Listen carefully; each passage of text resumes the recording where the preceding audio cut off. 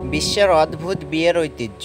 ১ নম্বরে রয়েছে ইটালি। আমাদের দেশে বিয়ের অতিথিদের স্বাগত জানাতে লাখ লাখ টাকা খরচ হয়, কিন্তু ইটালিতে এমন কোনো ধারণা নেই। এ দেশের মানুষ বিশ্বাস করে বিয়ের মিছিলে একজন মেয়ের জন্য অহেতুক টাকা খরচ করা ঠিক নয়। এখানকার মানুষের চিন্তা ভাবনা ভিন্ন ভিন্ন। তাই তো বন্ধুরা, জানলে অবাক হবেন যে এই দেশের বিয়ের অতিথিদের মাত্র 5টি বাদাম খাইয়ে স্বাগত জানানো হয়। হ্যাঁ, মাত্র 5টি বাদাম খাওয়ানো হয় এবং তারপরে বিয়ে শেষ হওয়ার সাথে সাথে সবাই যে যার বাড়িতে চলে যায়। ইটালিতে মঙ্গলবার এবং শুক্রবার বিয়ে হয় না। 2 নম্বরে রয়েছে মঙ্গোলিয়া। এ রাজ্যের কিছু অভ্যন্তরীণ অঞ্চলে ছেলে এবং মেয়েদের দিয়ে ছুরি দিয়ে ডিম ভেঙে দেওয়া হয়। ধারণা করা হয় ডিম থেকে সঠিকভাবে বাচ্চা ফুটে না ওঠা পর্যন্ত দুজনের বিয়ের তারিখ ঠিক করা হয় না।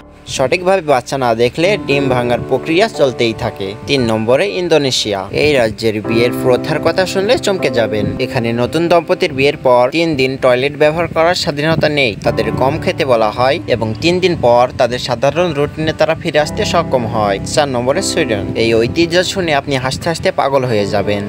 যখন বর কনে খেতে বসেন, তখন তাদের মধ্যে একজন যদি টয়লেটে যাওয়ার জন্য 2 মিনিটের জন্য উঠে যান, তবেই অন্য সব মানুষ একা বসে থাকা বর বা পাত্রকে চুমো খেতে পারবে।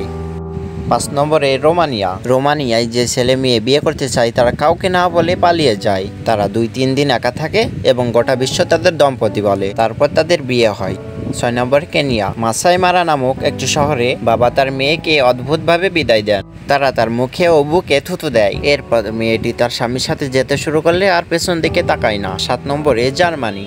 জার্মানিতে পোল্টা ব্যান্ড নামের একটি ঐতিহ্য পালন করা হয়। এতে বাসনপত্র সহ অনেক কিছুই ভাঙতে হয়। 8 নম্বর ব্রাজিল। এ রাজ্যের ঐতিহ্যর কথা শুনে আপনার হুঁশ উড়ে যাবে। এখানে বিয়ে হলে ছেলেরা জামা ছিঁড়ে ফেলে। বর প্রবেশ করার সাথে সাথেই সেখানে উপস্থিত ছেলেটির বন্ধুরা তার কাপড় ছিঁড়তে শুরু করে। ছেলেটি এত দামি পোশাক পরে যায় আর তার বন্ধুরা সেগুলো ছিঁড়ে ফেলে। বিয়েতে এই জামা বিক্রিও হয়। তারপর সেখান থেকে যা টাকা পাওয়া যায় তা নিয়ে তারা হানিমুনে যায়। 9 নম্বরে ফ্রান্স। ফ্রান্সের গৃহীত প্রথা হলো মেয়ের পরিবারকে বিয়ের থেকে অবশিষ্ট খাবার টয়লেট সিটের ভিতর রাখতে হয়। এরপর স্বামী স্ত্রীর ঘরে ওই বাসনটি রাখা হয় আর বাধ্য হয়ে তারা সেই উচ্ছিষ্ট খাবার তুলে নিয়ে একবার হলেও খেতে হয়। এটা না করলে তাদের একা ছাড়া হয় না।